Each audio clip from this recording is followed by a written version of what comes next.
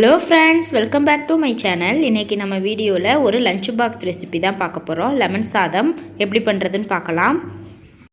இந்த லெமன் சாதம் பண்ணுறதுக்கு ஃபஸ்ட்டு அடுப்பில் ஒரு கடாய் வச்சுட்டு அதில் தேவையான அளவு எண்ணெய் சேர்த்துக்கோங்க. வார கடைசியில் காய்கறிகள் எல்லாமே காலியாக போகிற டைமில் இந்த மாதிரி லெமன் சாதம் செஞ்சு பாருங்கள். லஞ்ச் பாக்ஸுக்கு ஏற்ற சூப்பரான ரெசிபின்னு சொல்லலாம். இப்போ எண்ணெய் நல்லா சூடாயிருச்சு. இதில் ஒரு அரை ஸ்பூன் அளவுக்கு கடுகு, ஒரு ஸ்பூன் கடலைப்பருப்பு சேர்த்துக்கோங்க.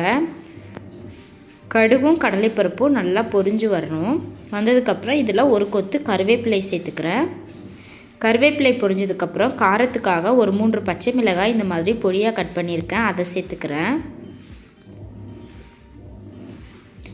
ஒரு துண்டு இஞ்சி பொடியாக கட் பண்ணி சேர்த்துக்கலாம்.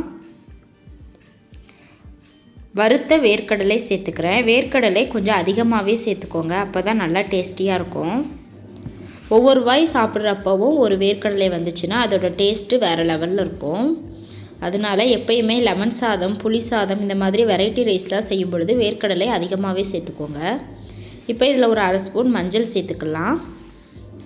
ஒரு 1/4 ஸ்பூன் பெருங்காயம் சேர்த்துக்கிறேன். இப்போ இது எல்லாத்தையுமே நல்லா வதக்கி விட்டுக்கலாம். ஏற்கனவே நம்ம நிலக்கடலை வறுத்ததுனால இதில் ரொம்ப நேரம் வறுபடணும்னு அவசியம் இல்லை.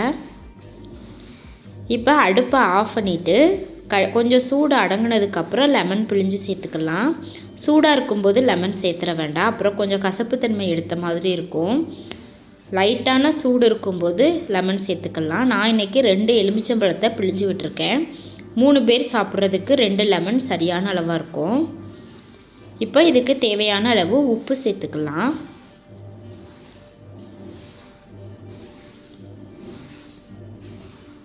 லெமன் சாதம் பண்ணுறதுக்கு சாப்பாடு நான் இன்றைக்கி வடித்து எடுத்திருக்கேன். நல்லா உதிரியாக இருக்கிற மாதிரி பார்த்துக்கோங்க. லெமன் சாதத்துக்கு எப்பயுமே சாப்பாடு குலைவாயிடக்கூடாது. இப்போ உதிரியாக நம்ம வடித்து எடுத்து வச்சுருக்கிற சாப்பாடை இது கூட கொஞ்சம் கொஞ்சமாக சேர்த்துக்கிறேன். சாப்பாடு எல்லாத்தையுமே சேர்த்துட்டு நல்லா மிக்ஸ் பண்ணி விட்டுக்கலாம். நம்மளுடைய லெமன், உப்பு எல்லாமே சாப்பாட்டு கூட நல்லா மிக்ஸ் ஆகி வரணும். அந்த அளவுக்கு நல்லா மிக்ஸ் பண்ணி விட்டுக்கோங்க. பாருங்கள், சூப்பராக மிக்ஸ் பண்ணியாச்சு. நம்மளோட லெமன் சாதம் நல்லாவே ரெடி ஆயிடுச்சு.